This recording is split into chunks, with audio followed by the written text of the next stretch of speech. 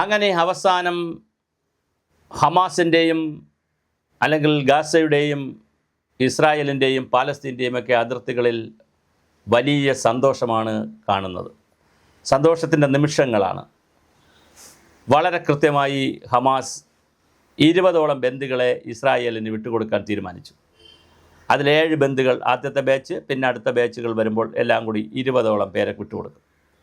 അപ്പോൾ അങ്ങോട്ട് 20 പേരെ കൊടുക്കുമ്പോൾ ഇങ്ങോട്ട് കിട്ടാൻ പോകുന്നത് 250 പേരെയാണ്. ഏകദേശം 258 പേരോളം ഇസ്രായേലിൻ്റെ കസ്റ്റഡിയിലുണ്ട്. അപ്പോൾ അതും തിരിച്ചയക്കും. അവരും ഘട്ടം ഘട്ടമായി തിരിച്ചയക്കും. ഈ തിരിച്ചയക്കുന്നവരെ റെഡ് ക്രോസ് സൊസൈറ്റിയാണ് ഇതിനകത്ത് ഒരു മധ്യസ്ഥ റോളിൽ നിന്ന് ആളുകളെ കൈ വാങ്ങി അങ്ങോട്ടും ഇങ്ങോട്ടും കൊണ്ടുപോകുന്നത്. അപ്പോൾ 7 പേരെ ഹമാസ് തുറന്നു വിട്ട അല്ലെങ്കിൽ ഹമാസ് പുറത്തുവിട്ട 7 പേരെ സ്വീകരിക്കുകയും അവരെ ഗാസയിലുള്ള തന്നെ ഇസ്രായേലിൻ്റെ സൈനിക ക്യാമ്പിലേക്ക് കൊണ്ടുപോയിട്ടുണ്ട്. അപ്പോൾ ഇവർ 2 വർഷമായി തടവിൽ നിൽക്കുന്നവരാണ്. 2023 ഒക്ടോബർ 7-നാണ് ഈ പ്രശ്നങ്ങൾ ഉണ്ടാകുന്നത്. അതിൽ 20ഓളം ബന്ദികളെയാണ് ഹമാസ് പുറത്തുവിടാൻ പോകുന്നത്. അവരുടെ ബന്ധുമിത്രാദികളൊക്കെ ഇസ്രായേലിൻ്റെ കൊടിയും പിടിച്ചുകൊണ്ട് വലിയ ആവേശത്തോടു കൂടിയാണ് തെരുവിൽ നിൽക്കുന്നത്.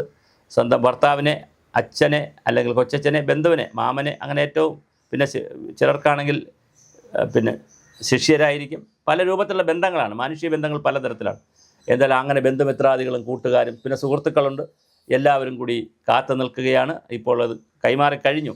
പക്ഷേ കാണാനുള്ള അവസരമേ കൊടുക്കുകയുള്ളൂ ബന്ധുക്കൾക്കും സുഹൃത്തുക്കൾക്കും. അതിനുശേഷം ആ 7 പേരെയും കൊണ്ട് ചികിത്സിക്കേണ്ടതുണ്ട്. കാരണം അവർ 2 വർഷം കിടന്ന ഫുഡിൻ്റെയും ആരോഗ്യത്തിൻ്റെയൊക്കെ പ്രശ്നങ്ങളുണ്ട്. അതുകൊണ്ട് അവരെ ചികിത്സിക്കേണ്ടതുണ്ട്. അതുകൊണ്ട് സൈനിക ക്യാമ്പിൽ കൊണ്ടുപോയി വിദഗ്ധമായ ചികിത്സ നടത്തിയതിന് ശേഷം അവരെ ഇസ്രായേലിലേക്ക് ബന്ധുക്കൾക്ക് വിട്ടുകൊടുക്കും.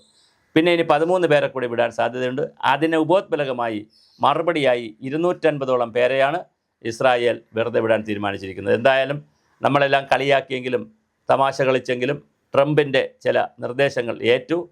ഇസ്രായേൽ അത് വളരെ സീരിയസ് ആയിട്ട് ഓണപ്പ് ചെയ്തു. അതിൻ്റെ അടിസ്ഥാനത്തിൽ പാലസ്തീനും മുന്നോട്ട് വന്നു. പിന്നെ ഹമാസ് ഇത് ഉൾക്കൊള്ളാൻ തീരുമാനിച്ചു.